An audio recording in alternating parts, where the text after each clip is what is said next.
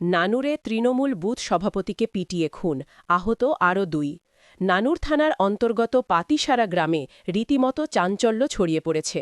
অভিযোগ, তৃণমূল কংগ্রেসের বুথ সভাপতি দোদন থান্ডারকে পিটিয়ে খুন করা হয়েছে। তবে কী কারণে এই নৃশংস খুন তা এখনও স্পষ্ট নয়। ঘটনায় গুরুতর জখম হয়েছেন আরও ২ জন। তাদের দ্রুত উদ্ধার করে ভর্তি করা হয়েছে মঙ্গলকোট হাসপাতালে।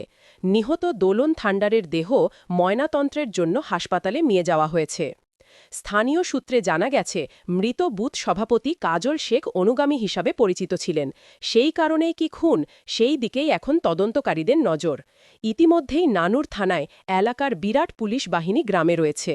তবে প্রাথমিকভাবে মনে করা হচ্ছে, গ্রামে অন্নপূর্ণা পুজোর চাঁদা তোলাকে কেন্দ্র করে বিবাদ, আর তার জেরেই খুন। মৃতের নাম রাসবিহারী সরকার। বাবা হয় রাম বাবা কি করে মারা গেলেন? ওই চাঁদা কেন্দ্র করতে, এই নবান্ন উপলক্ষে একটা ঠাকুর আছে, বারোয়ারি ঠাকুর, এই চাঁদা উপলক্ষে কেন্দ্র করে। কোন গ্রাম এটা? এটা পাতিসারা, নানুর থানা, বাসাপাড়া অঞ্চল। আমাদের ওখানকার তৃণমূল নেতার তাদের সে ছেলেগুলো, ওই রাজু মেটে, ওই সুজিত মাঝি, তা ওই আর সব অনেকে আছে, ওদের সব পাড়ার ছেলেগুলোই।